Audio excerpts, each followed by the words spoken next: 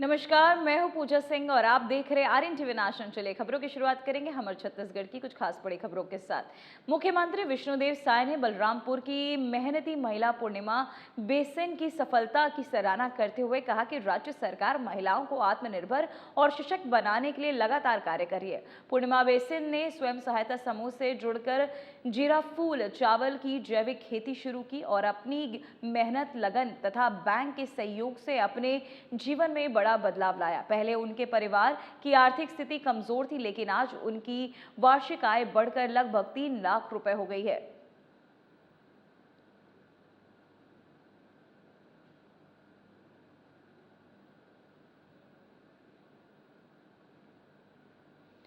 वहीं विष्णुदेव साय ने अभिनव महाकुंभ 1.0 कार्यक्रम में हिस्सा लिया। इस अवसर पर उन्होंने कार्यक्रम को संबोधित करते हुए राज्य के विकास, संस्कृति और सामाजिक समरसता को मजबूत करने पर जोर दिया।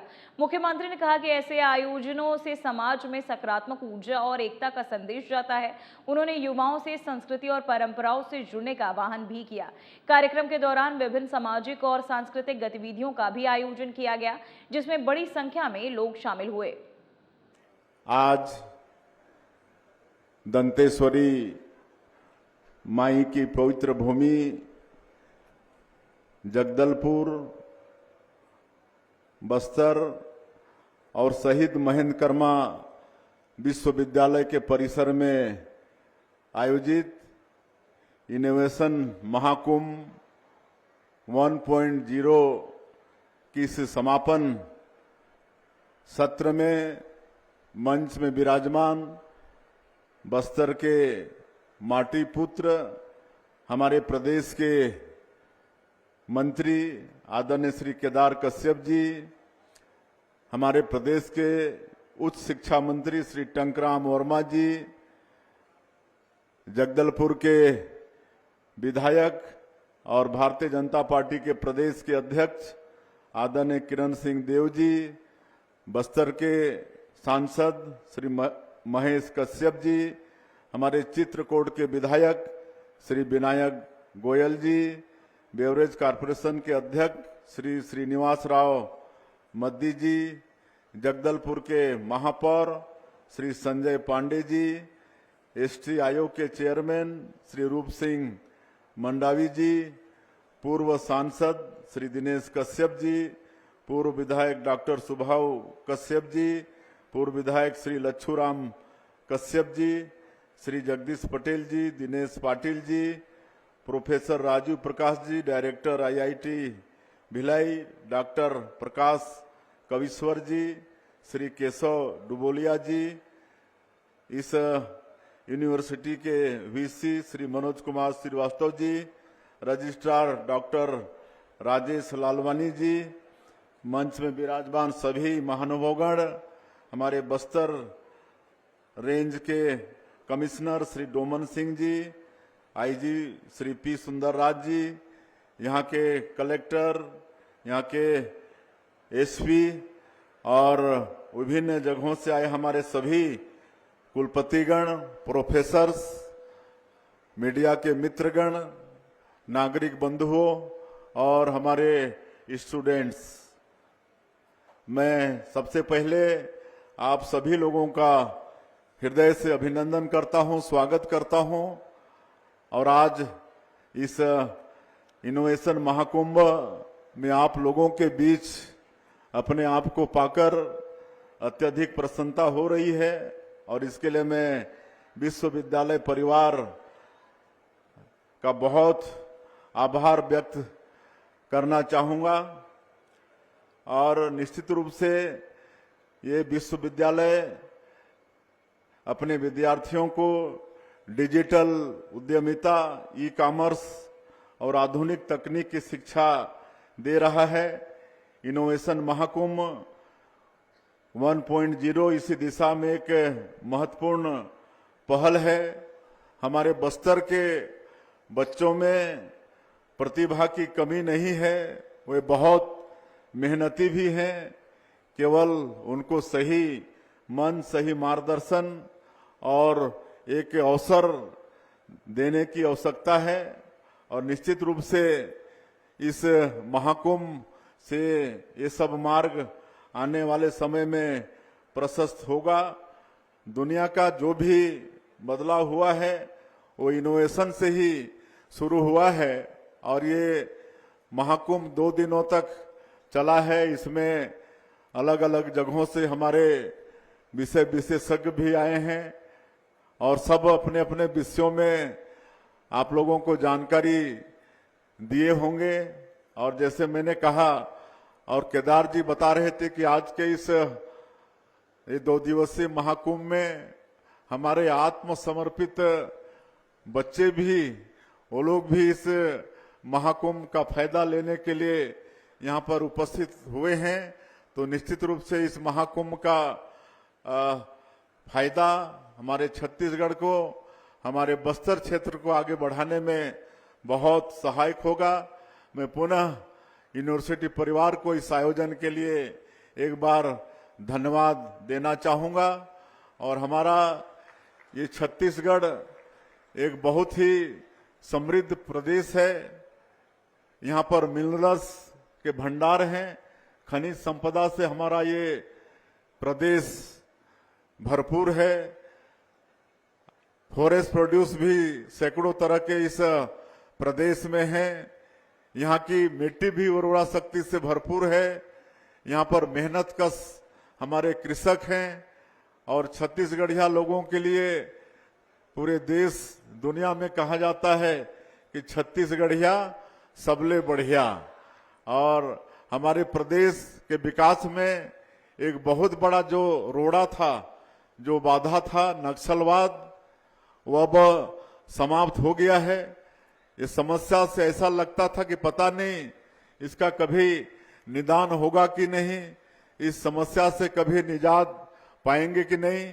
लेकिन आज हम धन्यवाद देना चाहेंगे हमारे देश के यशस्वी प्रधानमंत्री श्री नरेंद्र मोदी जी को, हमारे देश के गृह मंत्री आदरणीय अमित शाह जी को, माननीय प्रधानमंत्री जी के आशीर्वाद, हमारे गृह मंत्री जी की दृढ़ इच्छा शक्ति और हमारे जवानों के अदम्य साहस और क्षेत्र की जनता का समर्थन, ये सब मिलाकर इस असंभव काम को भी संभव करके दिखा दिए। नक्सलवाद समाप्त हो गया और जो बस्तर एरिया वाइज देखेंगे तो केरल स्टेट से भी बड़ा है और इतना रिच एरिया होते हुए भी पर्यटन के हिसाब से भी बहुत यहाँ पर पोटेंशियल है। उसके बाद भी यहाँ के लोग 40 वर्षों से भी ज्यादा समय तक विकास से अछूते थे, लेकिन अब उनका ये जो दुख के दिन थे वो लद गए हैं। अब यहाँ पर विकास होगा। आप सब लोगों को मालूम है कि हम लोग जब लड़ाई शुरू किए तभी विकास भी हम लोग पहुंचाना शुरू कर दिए थे, क्योंकि सरकार और हम सब लोग जानते थे कि नक्सलवाद को समाप्त करना ही पर्याप्त नहीं है, बल्कि वहां पर विकास भी पहुंचाना जरूरी होगा। इसलिए नियत नेला नार, आपका सुंदर गांव, ये कार्यक्रम हम लोग चलाए और आज 500 से भी ज्यादा गांव में इस योजना के माध्यम से हम लोग सड़क, बिजली, पानी ये सब पहुंचाने में सफल हुए हैं। स्कूल, अस्पताल वहां पर खोल रहे हैं, वहां पर राशन कार्ड बन रहा है, आयुष्मान कार्ड बन रहा है। ये सब आप लोगों को मालूम है। और अभी हम लोग नियत नेलानार 2.0 ये भी शुरू कर दिए हैं और इसमें 10 जिलों को शामिल किए हैं। पहले 7 जिले नियत नेलानार में थे, लेकिन अब नक्सलवाद समाप्त होने के बाद और भी जो मोहल्ला, मानपुर, जो ट्राइबल एरिया जो नक्सल प्रभावित थे, उसको भी जोड़कर अब 10 जिले हो गए हैं। वहां पर नियत नेलानार 2.0 शुरू कर रहे हैं और एक बस्तर मुन्ने ये कार्यक्रम चलाने वाले हैं, अग्रणी बस्तर। और इसमें जितना जो लोगों के काम आज तक अटके पड़े हैं, किसी का राशन कार्ड नहीं बना है, किसी का आधार कार्ड नहीं बना है, आयुष्मान कार्ड नहीं बना है, सब उसमें बनाने वाले हैं। और अभी यहाँ पर स्वास्थ्य परीक्षण भी कर रहे हैं। मुख्यमंत्री स्वस्थ बस्तर अभियान चला रहे हैं, 13 तारीख से शुरू हुआ है। 1 महीने तक हमारे स्वास्थ्य के अधिकारी टीम घर घर जाके स्वास्थ्य परीक्षण कर रही है और 56 लाख लोगों का स्वास्थ्य परीक्षण होगा। तो ये सब आप सब लोग जानते हैं, ये जितना ये क्षेत्र विकास की दृष्टि से पीछे रहा है, उतना ही आगे हम लोग इस क्षेत्र को बढ़ाने में कोई कोर कसर नहीं छोड़ेंगे।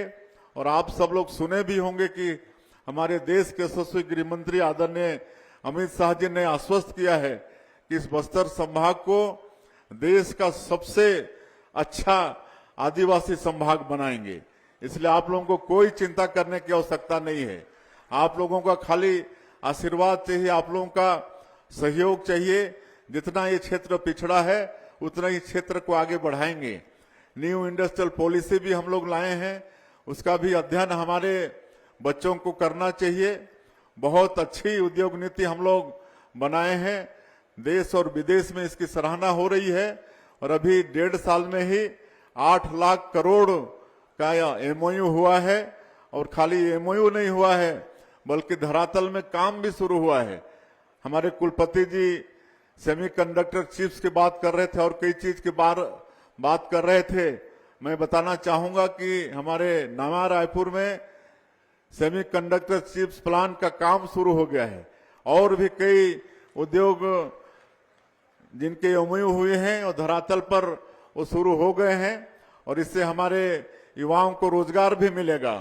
हमारी न्यू इंडस्ट्रियल पॉलिसी में हम लोग रोजगार को ज्यादा ध्यान दिए हैं, क्योंकि हम जानते हैं कि हम अपने प्रदेश के बेटा बेटियों को सबको सरकारी नौकरी में नहीं लगा सकते। फिर भी मैं आप लोगों को अवगत कराना चाहूंगा कि 2 साल के अंदर में 20,000 से ज्यादा हमारे बच्चों को अनेक अलग अलग विभागों में हम लोग नौकरी दे चुके हैं और लगातार वैकेंसियां निकल रही हैं। अभी 5,000 शिक्षक का निकाले हैं, हायर एजुकेशन में व्याख्याता का निकाले हैं, लगातार निकाल रहे हैं। लेकिन उसके बाद भी हम जानते हैं कि सबको हम नौकरी नहीं दे पाएंगे। लेकिन उद्योग में बहुत स्कोप है। नई इंडस्ट्रियल पॉलिसी में अगर कोई उद्यमी 1,000 करोड़ का निवेश लाता है या 1,000 स्थानीय लोगों को रोजगार देगा तो उनको विशेष इंसेंटिव देने का भी हमारी न्यू इंडस्ट्रियल पॉलिसी में प्रावधान है।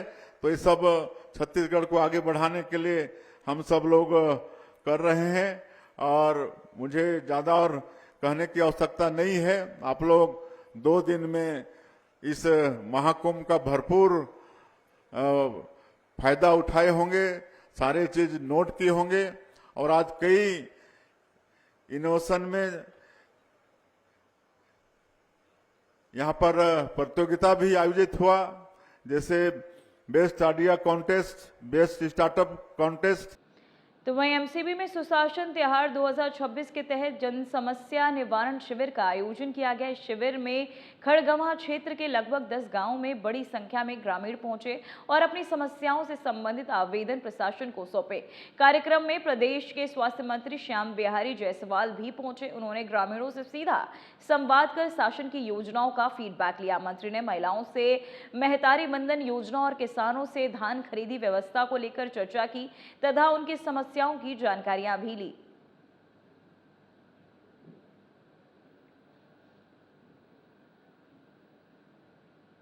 तो वहीं जीपीएम जिले में नवपदस्थ कलेक्टर डॉक्टर संतोष प्रसाद देवागन ने विधिवत रूप से अपना कार्यभार ग्रहण किया। वहीं कार्यभार ग्रहण के दौरान जिला प्रशासन के वरिष्ठ अधिकारियों की उपस्थिति रही। पुलिस अधीक्षक और जिला पंचायत ने भी नवपदस्थ कलेक्टर डॉक्टर देवागन का स्वागत किया और उन्हें सफल कार्यकाल की शुभकामनाएं भी दी। कार्यभार ग्रहण के बाद कलेक्टर डॉक्टर संतोष प्रसाद देवागन ने कहा कि जिले के विकास, जन कल्याणकारी योजनाओं के प्रभावी क्रियान्वयन और प्रशासनिक पारदर्शिता को प्राथमिकता दी जाएगी।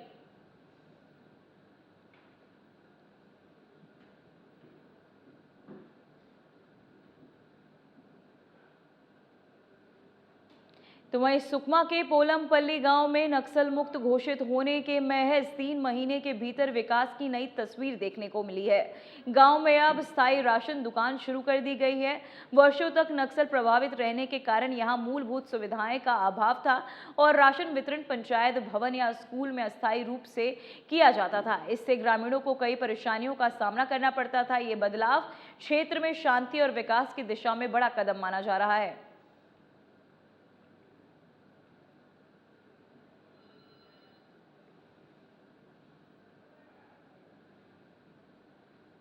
तो वहीं सूरजपुर में एक सड़क हादसा सामने आया है, जहां ट्रक और बाइक की आमने सामने जोरदार टक्कर हो गई। यह हादसा तिलसिवा पेट्रोल पंप के पास हुआ, जिससे पूरे क्षेत्र में अफरा तफरी मच गई और लोगों में दहशत फैल गई। बाइक सवार युवक सूरजपुर से विश्रामपुर की ओर जा रहा था, जबकि ट्रक सूरजपुर की दिशा में आ रहा था।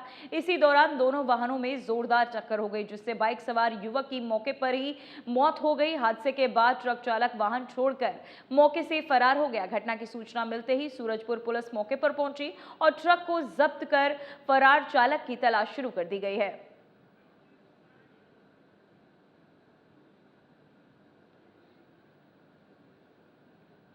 तो वहीं गौरेला थाना क्षेत्र के अंतर्गत ग्राम धनौली में अपने ही ससुराल वालों पर जानलेवा हमला करने वाले आरोपी दामाद को न्यायालय ने कड़ी सजा सुनाई है। द्वितीय अतिरिक्त सत्र न्यायाधीश ज्योति अग्रवाल की अदालत ने मामले की गंभीरता को देखते हुए आरोपी धर्मकोल को 10 वर्ष के श्रम कारावास और अर्थदंड से दंडित किया है। अदालत ने अपने फैसले में स्पष्ट किया कि आरोपी ने घातक हथियार से जान से मारने की नीयत से हमला किया था। हालांकि आरोपों में संदेह का लाभ देते हुए उसे दोष मुक्त किया गया, लेकिन धारा 109 हत्या का प्रयास के तहत 3 अलग-अलग हमलों के लिए उसे दोषी पाया गया।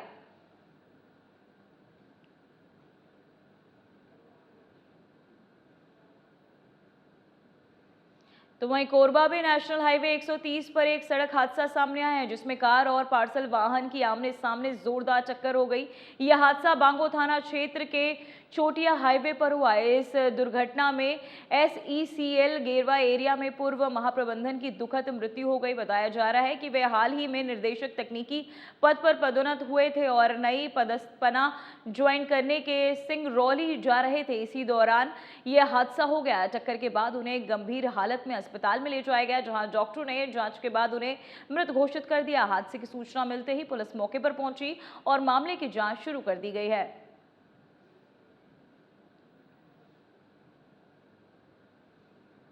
तो वहीं शक्ति जिले में तेज रफ्तार का कहर देखने को मिला, जहां 2 कारों के बीच आमने सामने जोरदार टक्कर हो गई। इस सड़क हादसे में एक व्यक्ति की मौके पर ही मौत हो गई, जबकि 2 अन्य लोग गंभीर रूप से घायल हो गए। टक्कर इतनी भीषण थी कि दोनों वाहन क्षतिग्रस्त हो गए। बताया जा रहा है कि हादसे के समय एक कार चालक शराब के नशे में वाहन चला रहा था। मोड़ और तेज गति इस हादसे की मुख्य वजह बनी। घटना की सूचना मिलते ही पुलिस मौके पर पहुंची और मामले की जांच शुरू कर दी गई है।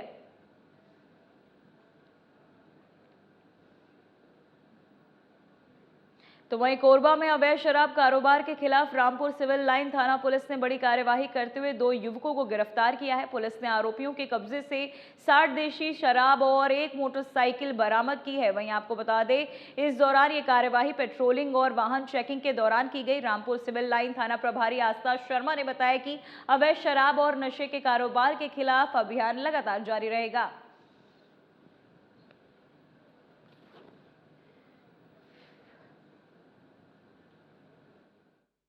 कल रात को हम और हमारी टीम जो है वो रिजवी चौक के पास अपनी पेट्रोलिंग और जो MV एक्ट की कार्यवाही में थी। तभी मुखबिर से सूचना प्राप्त हुई कि उर्गा की तरफ से 2 लड़के संदिग्ध हैं, जो कि वो जो है वो मोटर बाइक में कुछ भारी मात्रा में दारू का परिवहन करते हुए इस तरफ आ रहे हैं। तो उसी सूचना के आधार पर फिर हमने नाकाबंदी की और जब चेकिंग के दौरान हमको पता चला कि जो 2 लड़के हैं, यशस्वी साहू और दीपक यादव, वो लोग करीब 60 पौवा शराब जो है वो देशी शराब लेकर के इस तरफ आ रहे थे। तो उसी के आधार पर वैधानिक जांच करते हुए आबकारी एक्ट के तहत कार्रवाई की गई। प्रारंभिक जांच में फिलहाल ये सामने आया है कि ये लोग बरपाली से जो है वो ये सारी चीज़ें, मतलब जो इनके 60 पौवा शराब है उसको खरीद करके लेकर के आ रहे थे और बाकी चीज़ों की जांच जो है वो की जा रही है और उसके आधार पर आगे बढ़े। इनकी मंशा अभी जो प्राथमिक पूछताछ में जो सामने आई है कि ये कहीं बेचने के लिए इस तरफ निकले। इनकी जो एक बाइक जो है वो मिली हुई है और 60 पौवा देसी शराब इनके पास से बरामद हुआ है। तो वहीं गौरेला पेंड्रा मरवाही में खनिज विभाग ने अवैध कोयला परिवहन के खिलाफ बड़ी कार्यवाही करते हुए 2 ट्रेलर वाहनों को जब्त किया है। ये कार्यवाही कोटमी अंडरभार क्षेत्र में चलाए गए जांच अभियान के दौरान की गई। जांच के दौरान कोयले से भरे 2 ट्रेलर वाहनों को रोका गया। चालकों से ई-ट्रांजिट पास मांगा गया, जिसमें लोडिंग स्थल रतनपुर जिला बिलासपुर दर्ज था। दस्तावेज और वास्तविक जानकारी में अंतर पाए जाने पर दोनों वाहनों को अवैध मानते हुए जब्त कर लिया गया।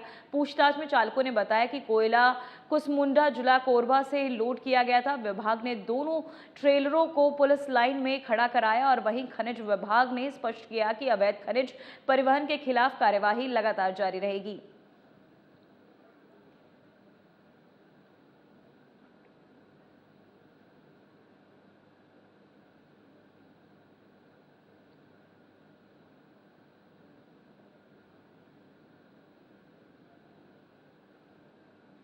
तो वहीं दुर्ग जिले में खाद्य सुरक्षा विभाग ने बड़ी कार्यवाही करते हुए अवैध पनीर स्टोरेज का भांडाफोड़ किया है। ये कारोबार शैल देवी महाविद्यालय के सामने एक ब्याज हॉस्टल, आपको बता दें एक बॉयज हॉस्टल की आड़ में चल रहा था। गुप्त सूचना पर पहुंची टीम ने छापेमारी कर करीब 140 किलो पनीर जब्त किया, जिसकी कीमत लगभग 50,000 रुपए बताई जा रही है।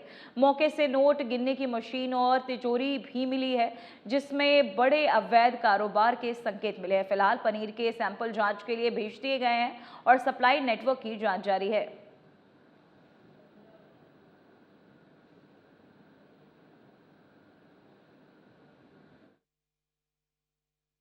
ये अंडा क्षेत्र में ये अवैध रूप से स्टोर करके रखा हुआ था पनीर। और जैसा कि अभी जो आए हैं संयम जैन, वो बता रहे हैं कि वो ट्रेडिंग करते हैं और यहाँ पे मतलब स्टोर करके फिर सेल करते हैं। पनीर इनके पास क्या है, अवैध रूप से बनाया जा रहा है। तो जो विदाउट लाइसेंस का प्रकरण है जो एफएसएसआई के तहत, उस पे हम कार्रवाई करेंगे और यदि सैंपल फेल होता है तो उस पर भी एक धारा लगती है। देखिए, ये जहाँ भी रखे हैं बॉयज़ हॉस्टल तो लिखा हुआ है, पर मुझे हॉस्टल रन होते हुए तो नज़र नहीं आया। लेकिन अगर कहीं पर भी रख रहे हैं तो प्रीमाइसेस का लाइसेंस लेना पड़ेगा। नहीं, वर्तमान में लाइसेंस नहीं है। धमतरी समेत आसपास के जिलों की करीब 35 युवतियां नौकरी के झांसे में आकर झारखंड में फंस गई हैं। वहीं आपको बता दें मामला तब सामने आया जब दुर्ग कोंडल की एक युवती ने वीडियो भेजकर मदद की गुहार लगाई। जानकारी के मुताबिक युवतियों को स्वास्थ्य विभाग में नौकरी और ट्रेनिंग के नाम पर गढ़वा जिले में लाया जा रहा था, जहां बाद में उनका व्यवहार बदल गया और उन्हें वापस जाने से रोका गया। कांकेर प्रशासन ने झारखंड पुलिस से संपर्क कर रेस्क्यू ऑपरेशन शुरू कर दिया था और साथ ही सभी युवतियों को जल्द सुरक्षित वापस लाने की कोशिश जारी है।